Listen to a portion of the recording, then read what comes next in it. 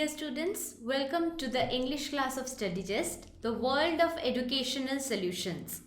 Today, I will be looking into the chapter called Wind, which is a poem written by Subramania Bharati. And this poem is very interesting take on something that we see every day, right? So from the title of the poem, you can understand that the whole poem surrounds, its focus is on the topic of wind. Okay, so wind is something we cannot live without, and wind is something which can be called as the preserver as well as the destroyer of things. Okay, so before delving into the very interesting poem that it is, I would like to remind you of the social media platforms through which you can connect with us. Do subscribe to our YouTube channel and like and share our videos and press the bell icon so that you can get notified whenever a new video comes up from us. Like us on Facebook so that you can get daily updated materials on study related subjects. Join our Telegram channel. You can find us using this link given here. Follow us on Instagram. Join our WhatsApp group using this number given here. And for more information, you can log into the website www.studyzest.in.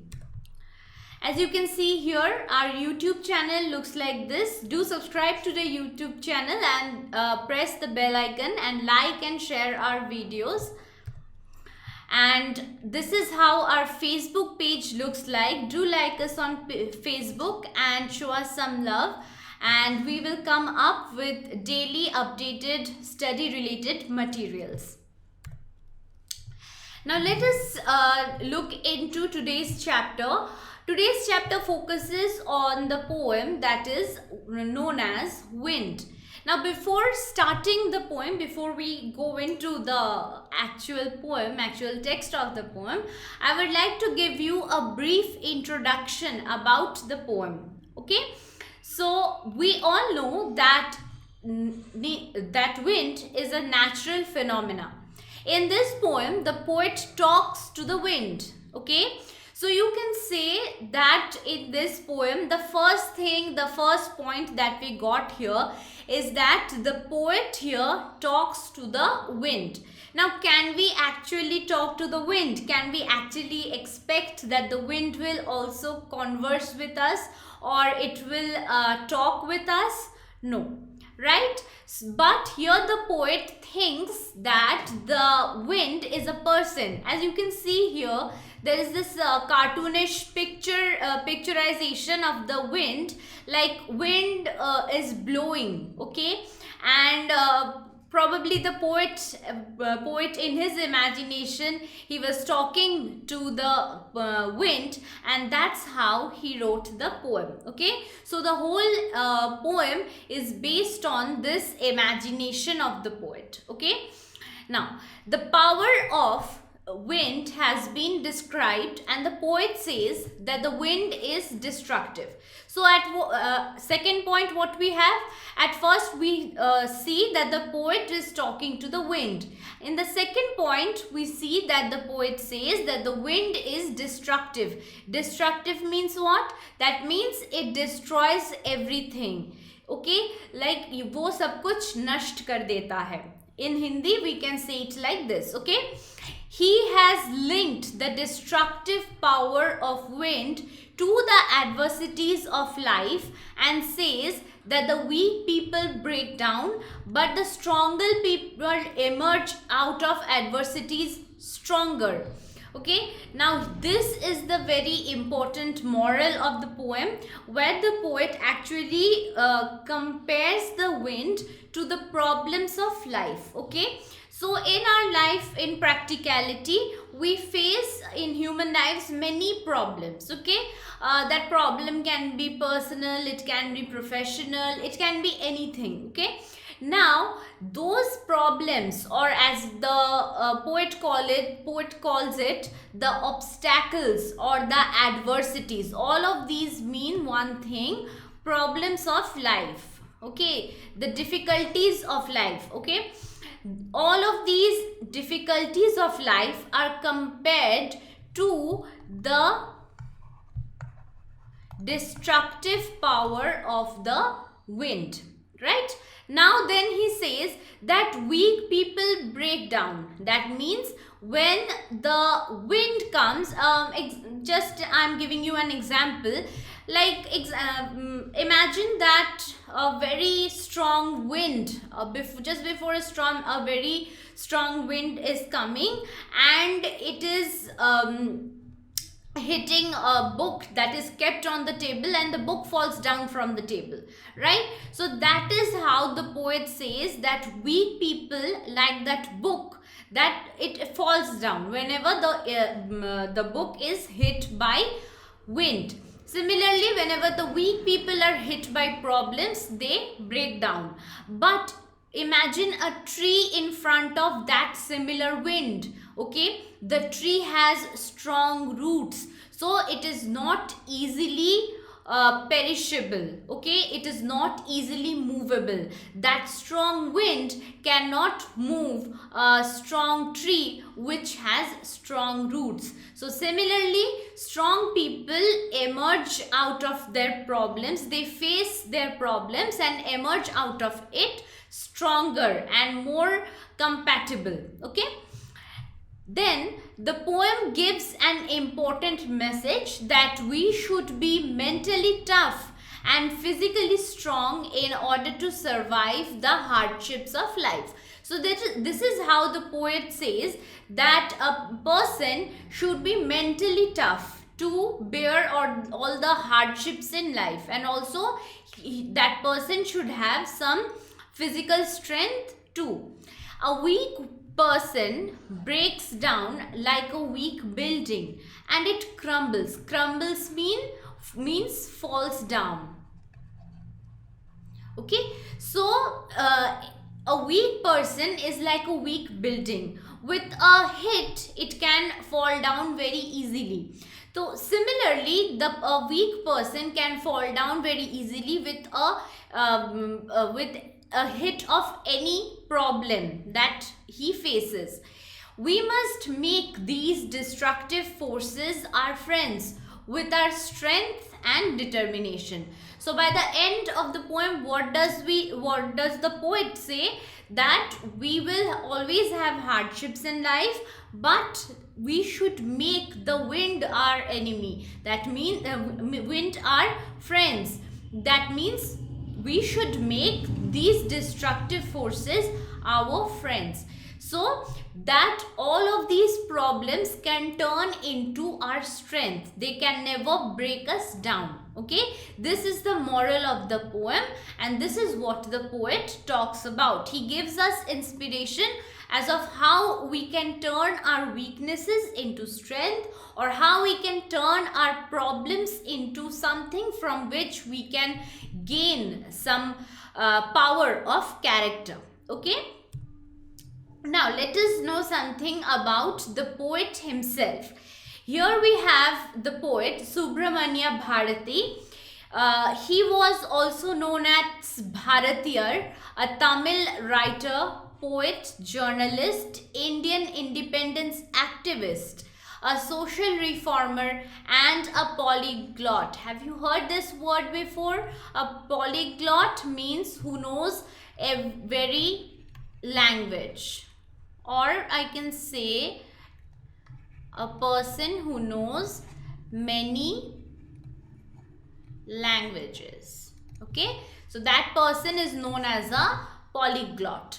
Now, popularly known as Mahakavi Bharati, he was a pioneer of modern Tamil poetry, okay. So what we have to know here, that what was his name, pen name? He was popularly known as Mahakavi Bharati, and he wrote mainly Tamil poetry, and he was a very active independence social reformer of independence time, of Indian independence time, or I can say the post-colonial Indian times, okay.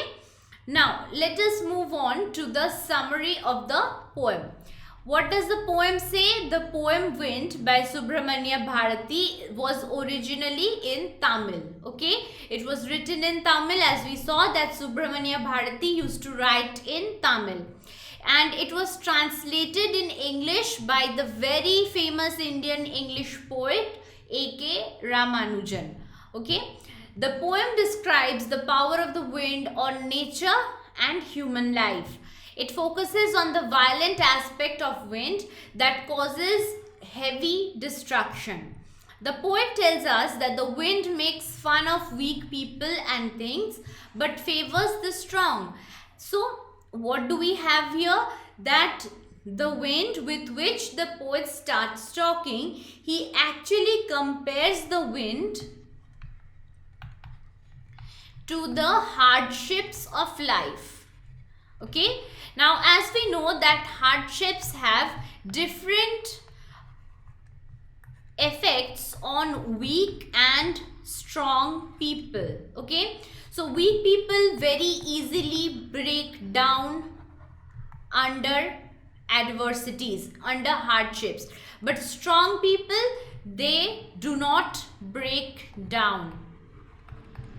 Okay, so that is the main moral here, and the poet therefore suggests the reader to be strong both physically and both mentally.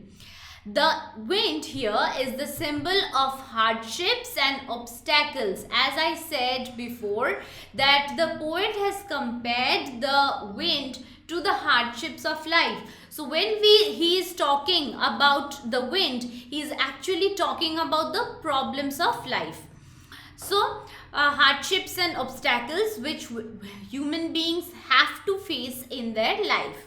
If they remain strong, if we remain strong, we can overcome any obstacles. Obstacles means also hardships or problems of life. Okay. Now let us look into the central idea of the poem. Subramania Bharati has advised us to be strong both in physical aspect and in mental aspects. Okay.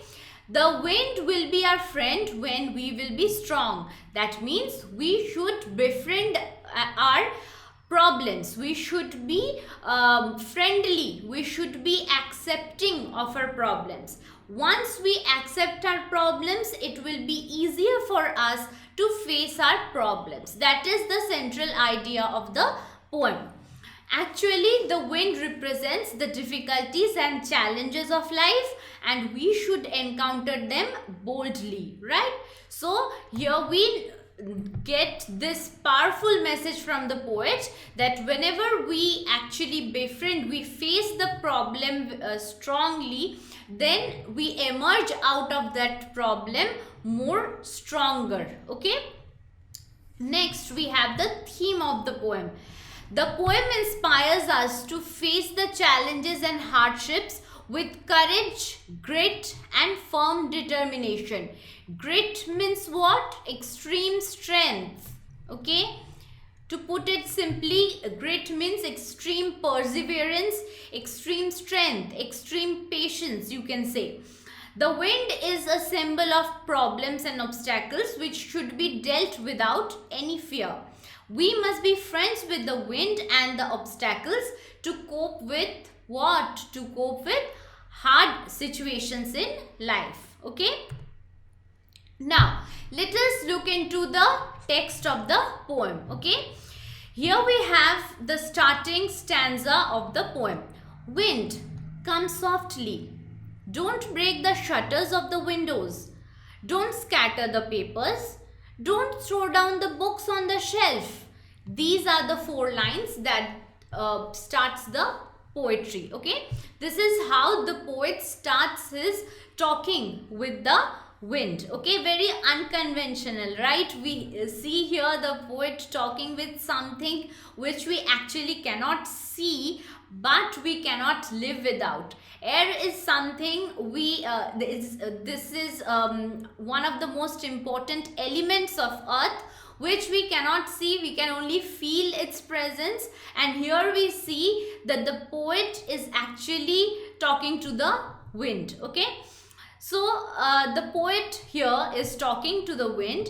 He asks the wind to come softly. Okay, so his first approach to the wind when he talks to the wind is that he calls the wind and he says that wind, come softly. He kind of requests that please come softly. So he's saying that the wind should not be strong or loud. Okay, it should be soft and subtle. Subtle means when the wind comes, we should not get very ruffled by its presence. Okay, then he says that the wind is very powerful and it is destructive. It breaks the shutters of windows and it scatters the papers. But then he says, he kind of, we can say he requests or orders. We don't know actually here the tone of the poet. He actually asks the wind to not scatter the papers, or neither should it throw down the books from the shelf. Okay, so he knows that the wind is destructive. The wind is coming very strongly. So he kind of talks to the wind and says that do not come so loudly, come softly, subtly, shyly, and do not break the shutter of the windows, and do not scatter the papers, and do not throw down the books that are on the shelf. Okay, when the wind is very powerful, all the books which are kept on the shelf fall down. So here the poet is describing the power of the wind. Okay, so the first stanza that we have here, where the poet talks with the wind, here he actually does what? He is describing the power of the wind. Okay, so the wind here is very powerful. That's why the poet knows this, and that's why he says that come slowly, come subtly, and do not make any destruction. Okay, do not ruffle the papers and scatter them. Do not break the windows or pull the things down out of their shelves because you are so powerful. Okay, so this is how in the first stanza we have the description of the wind from the point of view of the poet. Okay, the description of the wind from the point of view of the poet. Right?